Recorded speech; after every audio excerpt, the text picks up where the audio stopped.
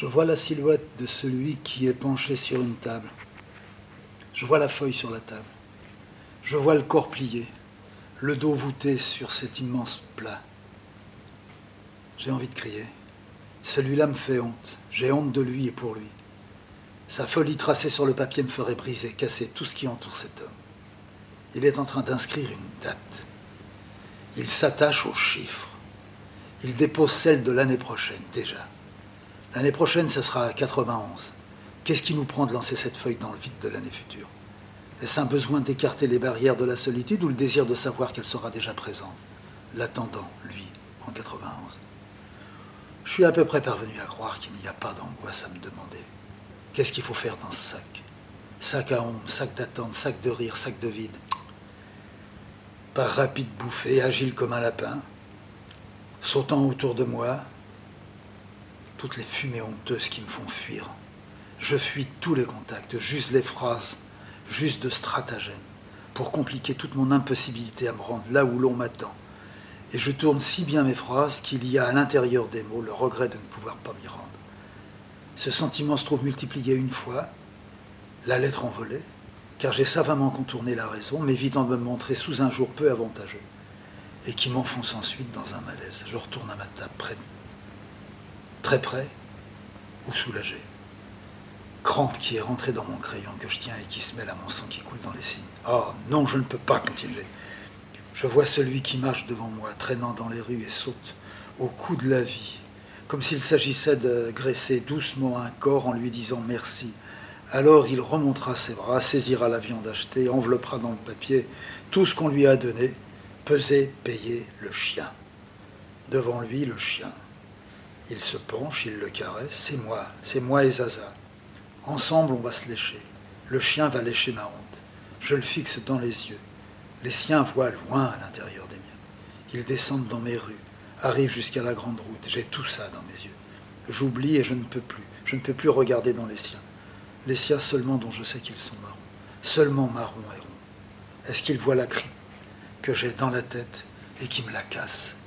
L'imagination bénissant les artistes. Je suis devenu un homme comme on devient amant de la nuit. Veilleur qui marche sans but dans de véritables éclats, qui rendent le temps épais.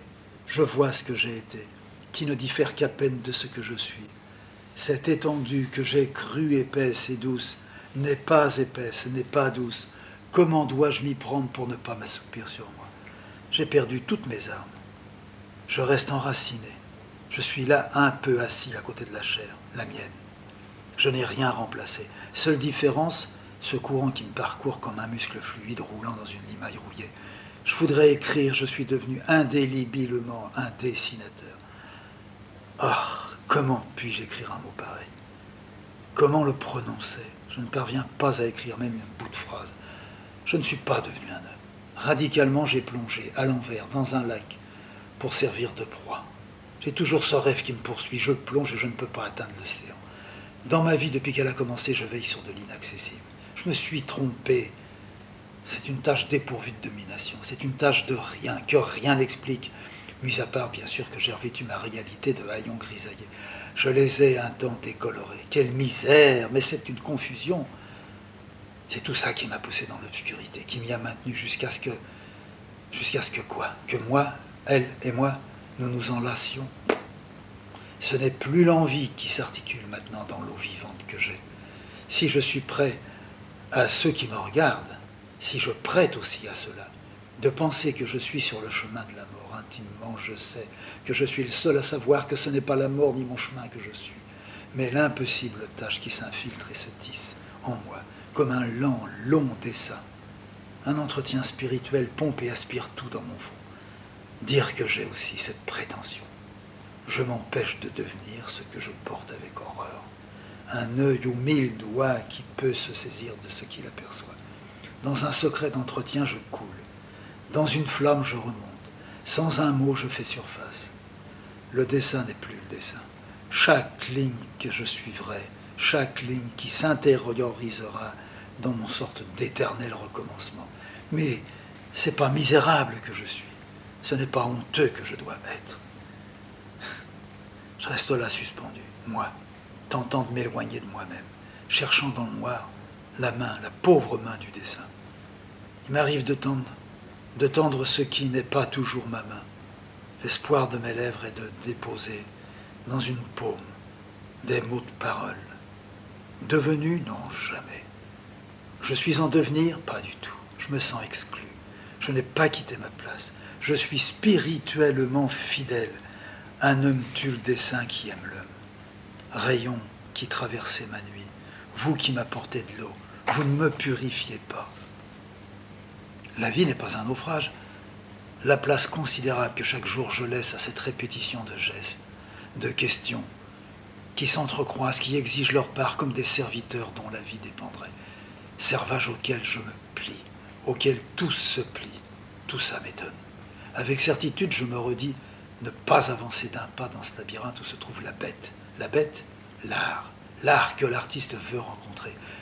Je croise mes désordres, mes intentions, mes dispositions. Tous sont broyés, coupés, hachés pour me laisser passer. À ça, il faut parer. Il n'y a pas de raison de sombrer. Moins encore d'accorder à soi un intérêt qui voudrait protéger. Soi est si tributaire des chutes. Je tombe constamment. M'aiméant, parlons-en. Tout ça consacre des rapports de celui qui attend, pour croire utile de tenir à l'écart des démons espérés. Tout jugement est nul, mais ceci est quand même trop facile à dire. Il faut s'en tenir à la plus stricte neutralité, et même si les douleurs s'activent, elles devront attendre encore un peu pour obtenir de moi le résultat qu'elles attendent. J'ai connu une séparation en moi. Il y avait papier, main, couleur, lumière. Il y avait aussi le vol dans une tête et des mots imprononçables. Entre les deux, un besoin de serrer une bête dévastatrice investie de puissance. On arme la main qui vous menace. Une phrase s'infiltrera. Elle me fait ressentir une grande douleur. Tout se change. Le soleil, la lune éclairent l'intérieur de mon cerveau. Je fais un tour sur mes terres. J'enfonce mes pieds dans la boue brune. Je retrouve l'élan, les gestes qui permettent, apercevant l'émotion, pourchassée par des pensées folles, chaque étape, des obstacles confortables, une souffrance inconfortable. L'embarcation menace de couler. Une sorte de ferveur, je me redresse. J'affirme que le naufrage est écarté. Le naufrage écarté, je touche une pointe de ma fragilité avec l'immensité. L'immensité, l'intensité. Que de mots dans tout ça. Je ne suis qu'un rameur. Ou les malheurs d'un vieux dessin taché, humide, décroché, déposé sur ma table pour être mis en état, devint par découpage un être nouveau. Ça aussi c'est une forme de misère. Coup de rasoir qui n'arrange jamais rien. Coup qui blesse. Se donner dans cet ancien sperme coloré et qui eurent l'action aussi négative qu'un coup porté à la gorge d'un passant. Par acharnement, par réduction, un peu sans doute comme les Indiens réduisaient la tête des Espagnols. J'ai réduit la feuille. Lame après lame, côté après côté. Il avait diminué d'une bonne moitié lorsque d'un coup, il a crié assez. Il avait raison. Je fixai ce déchet au milieu de mes lambeaux et je me mis à le tremper, à le recouvrir de poussière, de mine, de crayons, d'aquarelles, d'eau, me servant de papier de verre, frottant, tout en me prenant au jeu de ce piège souvent douteux, de vouloir sauver à tout prix quelque chose de foutu. Plus je lui en mettais, plus il prenait une certaine forme. C'était inattendu, touchant, comme une plante arrachée, jetée, et que, plusieurs jours après être restée sur la terre, parmi les autres herbes arrachées, tant ce qu'elle a encore de racines, et nous offre une dernière fleur. Ah, le dessin, à l'origine, si vieux, peu agréable, salement bleu. Je l'avais dit mort.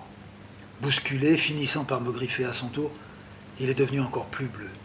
Mais un blanc gras se mit à le ragaillardir, et lorsque je décidai, pur geste de hasard ayant 3 crayons de couleur à portée de la main, j'écrasai un jaune éclatant comme un bouton d'or. Il fit un véritable saut sur la table. C'était une morsure l'ordressant, serpent luisant qui fut énervé par une pointe de carmin, couleur que j'apprécie ordinairement pas. Et puis pour finir, un entourage gris du doigt bien appuyé. Il s'offrait, curieux comme tous les dessins qui crient. Lui dont la souffrance ne mentait pas, finit par écarter sa chair redevenue frémissante et il s'effaça pour laisser passer un mélange crépitant. Ah, l'éclat, je ne pouvais plus le supporter. Rarement je fus autant heureux après par 4 couleurs disparates, qu'unissant par la contradiction le creux brûlant. Je l'avais là. pour aller jusqu'au bout, jusqu'à ce que je crus être le mien ou le sien. Il aurait fallu déchirer, arracher les voiles, étrangler cette forme, ce que je ne fis pas.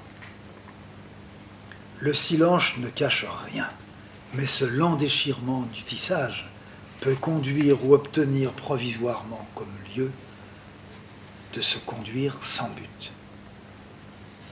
La main s'est perdue. Elle tente de toucher encore une corde qui ressemblerait à un trait. Elle a conservé sa manière de vivre. Elle répond à une question écrite. Elle se méprend sur elle-même. Elle ne trouve personne. Elle voit ce qui a changé par rapport à son passé. Un peu en retrait, moi, j'observais.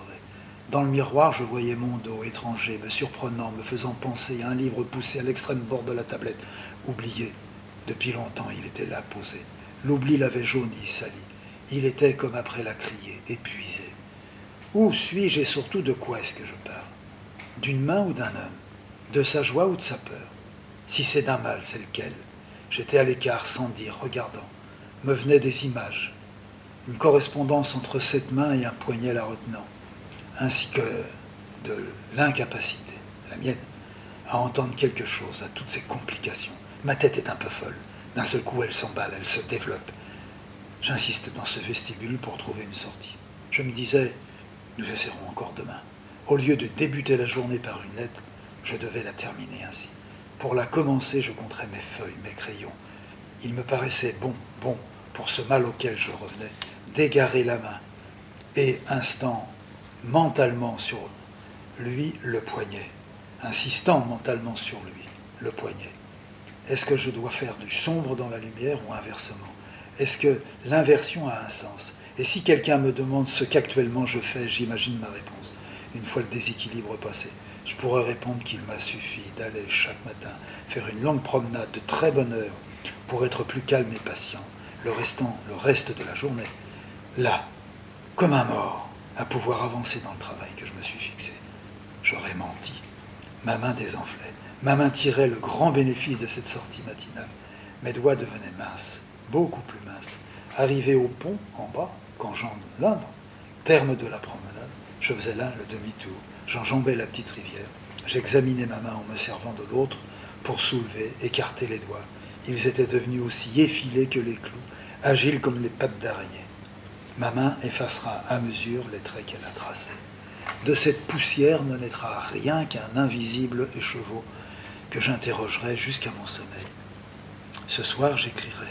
J'ai à dissuader une amie de venir me voir. J'invoquerai une juste raison qui ne la blessera pas. Cet état durera plusieurs jours et là, probablement, entre le matin et le soir, le long jour attendra. Le convoi n'en finira pas. Mes doigts resteront allongés, gisants, grisants, brillants. Le poignet est resté enflé. L'ensemble est plus calme que moi. Qui fixe le terme à toute chose dans un dessin? Est-ce bien d'insister comme je le fais? Sur l'inutile, rien, pas même la tâche faite par un doigt sale. Rien. L'homme pense des mots, dit des mots, chante même des mots. Quel est le mot? L'homme assis. Quel est le vrai mot pour dire un homme est assis? Heureux et assis, c'est de plus en plus difficile. Assis et heureux d'être assis? Ou encore, assis pour être heureux? Rarement heureux. Au milieu de la vie, tout est différent. Heureux, assis, vivre la vie, dans l'heureux instant, envie de vivre. Rare, très très rare. Quelle limite dans tout ça? Pas de limite. Il est ce que je suis. Je suis prêt d'être aussi mal pourvu de résistance. Et pourtant, l'aile cassée, dépendance entière de l'autre, saisissable comme un voleur, en 1000 fois le meilleur, chaque matin, je le vois, lui apportant de quoi manger, à lui, du pain, 3 languettes de viande, un peu d'eau, exactement comme un prisonnier. Je m'approche, il bouge les ailes et je dis, tu es là? Je m'écarte, il descend de ses branches, ses ailes sont devenues ses béquilles, je ne le retourne pas. Pour voir s'il a mangé, j'attendrai d'être un peu plus loin. Il saute sans doute sur ce que j'ai déjà déposé. Je le sais, sain, Rien ne le sauve. Me trouve-t-il con? Sait-il que je l'aime? Lui veut vivre. J'ai marché. Je suis de ceux qui veulent faire jusqu'à la fin, pour qu'à la fin il n'y ait aucun moyen de faire. C'est lentement que j'agis. C'est les mains vides que je secoue ma miette. L'idée parfois me prend de croire. De croire à quoi? Je reste là, toujours suspendu. Mais de moi dont j'ai à redouter tous les gestes, parce que je ne fais pas que m'appliquer, à resserrer ou à dénouer dans l'accueil. Ce n'est pas encore de confiance ou de méfiance, mais de profonde connaissance, de la mienne, mais avant tout de l'impossible moyen de connaître l'origine de ce qui m'est donné. Je reçois, je dis entrez. J'ajoute qu'il faut que prenne place ce qui est venu jusqu'à moi. J'en suis plus qu'honoré. Ma tête souvent fragile, fatiguée, me donnant l'impression d'être déjà un peu morte, pourtant encore attentive à ce qui entre et sort d'elle, et ce que volette autour se pose sur mes joues, tout ce qui volette, dans mes oreilles, contre mes yeux, ma tête avec ses 2 yeux, son nez, ses oreilles, le front et les cheveux. Ma tête se tait, elle attend dans l'observation. J'ai le privilège de ne pas résister au sac déversé sur mon papier. Je dis merci. Pas en prenant, naturellement, ce qui est donné, rien ne l'est, mais pour une raison que je finis par trouver simple, si l'on est prêt, les choses volent vers le papier et s'y posent. Elles sont comme les oiseaux qui ne se sauveraient pas de l'étreinte, mais y reviendraient. Un durable état m'inspire la patience dont j'ai besoin. Installé comme on doit l'être, dans un nid, le mien, et si c'est souvent, il arrive que les choses s'écartent, attendent, s'endorment, je n'évite pas l'inquiétude qui monte en moi. Au fond, quoique m'en défendant, je sais que c'est un nouveau passage qu'il faut traverser. Je sais que et de qui, que ma porte n'est pas bien ouverte, que je ne lave pas bien ma peau, que ce qui n'a pas été fait, en quelque sorte, je n'ai pas honoré les ancêtres des formes ou des couleurs, des traits et des lignes qui se tiennent à l'écart. Si je n'ai pas fait ce qu'il ne faut pas omettre de faire, je dois le reprendre en arrière, jusqu'à une petite marche et remonter lentement. Je dois faire des excuses, incliner ma tête, soumission, croire à ça, important dans ce froid, de faire les signes et d'arriver au signe perdu, celui qui, d'une pichenette, fait s'ouvrir les portes. L'odeur du sang n'est pas celle d'un meurtre. Je dessine, donc je ne tue pas. Je suis aimant du corps retrouvé. Ma résidence est en papier. Dans ma pièce profonde, mes efforts se déchaînent. Sans heurts, mes efforts aiment. Tu ne cherches pas. Tu es là. Me voici. Peur, presque douce agonie. Et comme le vent toujours rallume la braise, la couleur réchauffe le bruit de cette vie enfouie qui bat, pour qu'à la fin, il n'y ait plus aucun moyen de le faire. Y a-t-il souvenir qui attend dans nos ténèbres? Lorsque je ne dors pas, plusieurs nuits de suite, hanté sans parvenir à savoir de quoi, pourquoi, laissant aller le silence, le laissant faire en moi son murmure. Un désordre supérieur prend place, et comme un glaive, il s'enfonce en moi, me traîne par les pieds, par les cheveux, hier par la langue. Devenu son prisonnier, j'attends qu'un signe me porte de l'eau. Je me sens isolé, écarté, perdu entre ces parois. De quel côté viendra le coup? Qui n'aura la fin et qu'à la fin, pour pouvoir prononcer la mienne? Dans le signe aperçu que le désintérêt laisse muet, je voudrais passer un doigt, le toucher, le caresser encore une fois. Je n'ai cessé de m'entretenir avec mon autre depuis que je peux me souvenir. Nous étions ensemble, dès mon naissance. Au moment des dangers, nous sommes restés soudés. Je l'interrogeais encore, cherchant à savoir ce que j'ignorais. Ma question était, et elle reste, passerons-nous? Je captais un murmure où se cachait la réponse. Combien de volcans avons-nous franchis? Si, comme ailleurs, on aime le dire, tout est niable, lui, je ne l'ai jamais nié.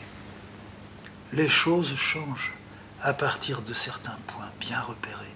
La lumière qui restait sur le seuil est enfin venue, un jour, jusqu'au centre de la pièce. J'ai toujours eu une pièce. Ce privilège obtenu par mes mains inertes me fit dès le commencement entendre l'eau qui coulait sous mes pieds.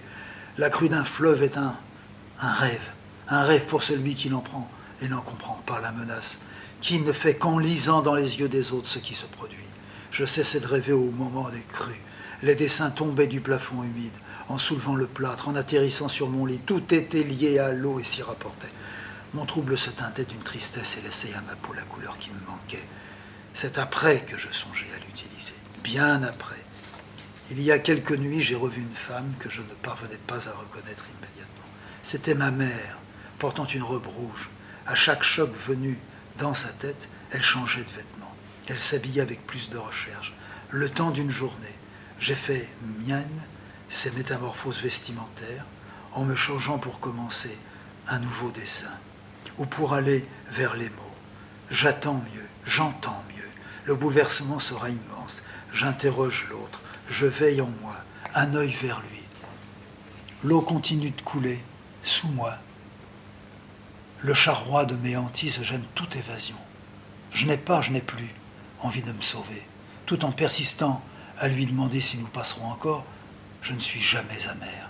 Les heures passées à faire sortir les poussières des fentes de notre désir se dispersent en moi. Je n'ai jamais connu le geste majestueux qui calme la mémoire et jette les graines. Moi, je ne trie pas, je prends. Ça sert ou ça ne sert pas. C'était hier. Hier, c'était ainsi la veille, l'avant-veille, l'extrême veille au loin. Je pouvais persister à regarder dehors, à dessiner en même temps, à écouter le goutte à goutte du silence dans les veines de mon attente. Mais je percevais, je poursuivais, je courais après un dessin.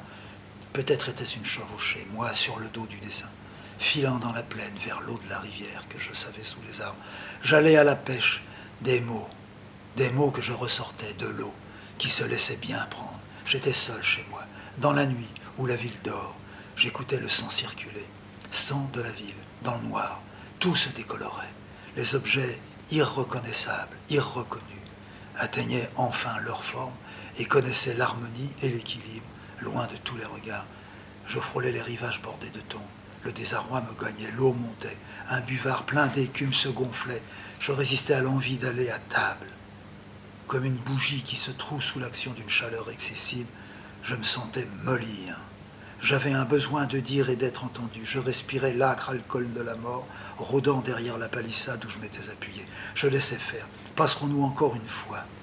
Il était 2 heures. Je laissais l'autre et m'adressais à une personne dont je cherchais l'image. Je la trouvais. Devant sa pâleur, je dus me taire. Pourquoi l'avais-je vue pâle? J'inventais donc tout pour ma peur. Le souvenir n'est rien. Il est ce qui porte sans toucher. Nous sommes immobiles dans nos actions. Le temps se tient à l'écart. Il mord au flanc. J'essaie de m'adresser une nouvelle fois à l'image. Elle s'enferme dans mon regard. Elle s'éloigne.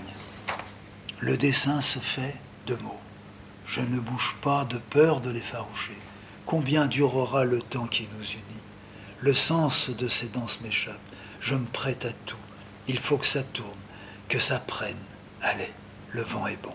La nuit s'achève. Le premier oiseau va passer en sifflant. Terminé. Une tête pleine. 3 torchons venus, dans l'eau remontante depuis l'enfance. La réunion des oiseaux. Crocro, le passé de Crocro. La douceur que nous lui portons. Le dessin terminé que je veux couper, que je veux défigurer. Je veux payer par ce dessin la vie à Crocro. Être seul mène là. Moi, je ne toucherai pas. J'attends Crocro. Cécile viendra. Cécile dira. Qu'est-ce que Cécile me dira? Dans la mesure où je me sens depuis mon entrée en dessin attiré, penché, parfois même entraîné, saisi par l'irrésistible attraction du tout ou rien, du je m'en fous de ce qu'il adviendra. Sa vie, ça? Je ressens donc l'irrésistible besoin de violer ce qui me résiste. Je ne vois pas comment j'éviterai de dire que l'ésotérisme correspond à la conception que nous avons des secrets. Je me souviens aussi d'une autre phrase. L'exotérisme représentant ce qu'on avale, bien et mal, on se trouve nez à nez avec l'inexprimable, avec l'expression. Plus rien ne m'interdit de croire que dans ce que fait l'artiste, dans ce qui peut être dit, ce ne sont pas des résidus qui viennent, c'est notre être religieux qui nous terrorise, car être religieux, sans religion, c'est... Pourquoi tu te tais? Un dessin. Faire un dessin, ce n'est pas suivre les lignes de la pensée, c'est se jeter au vide, dans le trou, frotter, gratter, c'est le mariage avec l'inépuisable, c'est se prêter à la non-doctrine, dans ce qui ne correspond plus et conduit vers l'infini. L'infini, tu es sûr du mot que tu dis. Ta perte sera définitive alors.